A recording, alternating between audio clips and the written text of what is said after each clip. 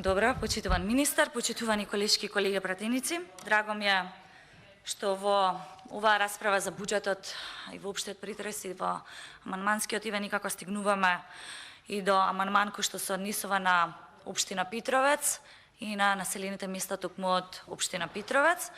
Конкретно станува збор за амандман кој што го имам поднесено и јас во буџетот за 2021.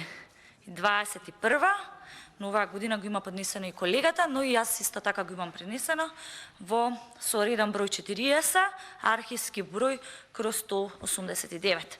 Имено станува збор за амандман од кој што бараме да се одвојат средства за канализациона мрежа во населените места Долно Коњари, Средно Коњари и Горно Коњари.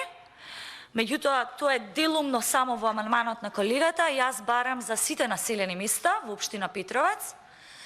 Од причина што добро ви е познато, ние сме посебно горди на локално-економскиот развој во општина Петровец, заради тоа што успеавме во изминатите 12 години навистина да бидеме препознаени како општина каде што и тоа како имаме брз локален економски развој. И навистина сме горди, прочем тоа не само што е препознаено од граѓаните, мораме да кажеме дека и владата често пати знае да помине да се фотографира, особено во индустријската зона, за проекти кои што се развиваат во општина Петровец, меѓутоа сепак нели граѓаните знаат чиви се напорите и кој навистина работи сите овие 12 години, тоа прочем го кажа и на последните локални избори. Но зашто морам да изразам посебно жалење во однос на одбивањето на амандманот? Значи, станува збор, веќе неколку пати тоа го повторив, станува збор за историски највисок буџет од 4,4 милијарди. Буџетски дефицит повеќе од 65%, кој што ќе порасне во наредната година. Два буџета, два ребаланси, 0 денар за општина Петровец. Дополнително 0 денар за општина Илиндан и Зелениково. Не можам да бидам среќна со едно вакво одбивање на амандманот. Секако нема да бидеме обесхрабрени, заради тоа што, повторно кажав, благодарение на локалната самоуправа, благодарение на советниците, ние ќе продолжиме во нашите напори за да работиме во интерес на општината и на граѓаните, но министер, се надевам ме сослушувате додека ви се обраќам. Ќе ве замолам внимателно да ги разгледате останатите амандмани кои што се однесуваат на општина Петровец, на општина Илиндан, општина Зелениково и да покажете за прв пат добра волја оваа влада и да насочи дел од буџетските средства и за моите сограѓани од овие населени места.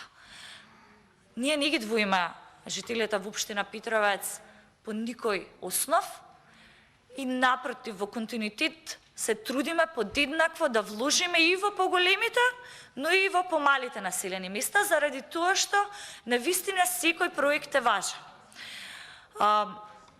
Ценам дека како што придонесуваме и како општини, но и како граѓани во овој енормен буџет, навистина историски, во однос на висината, за жал и во задолжувањето, очекувам исто така да препознаете потребата на граѓаните, преточени во поднесените амандмани и да одвоите средства и за овие населени места, односно за населените места во општина Петровец, во Зелениково и во Илиндан.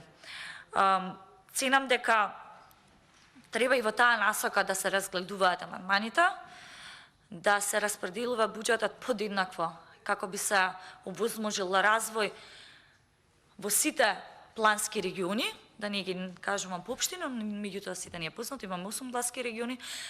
Треба многу внимателно, заради тоа што секое населено место е битно, секоја општина е битна и секој граѓанин заслужува во оваа држава да има пристоен живот за... Молам, ако имате нешто, ќе се јавите за реплика. Заслужува пристоен живот во 21 век. Замолувам внимателно, повторно апелирам да се разгледат амандманите, тие и те како се важни за сите населени места, за сите граѓани и очекувам, повторно напоминувам, после 2 ребаланса, 2 буџета, конечно да одвоите барем 1 динар за моите сограѓани од овие населени места. Ви благодарам.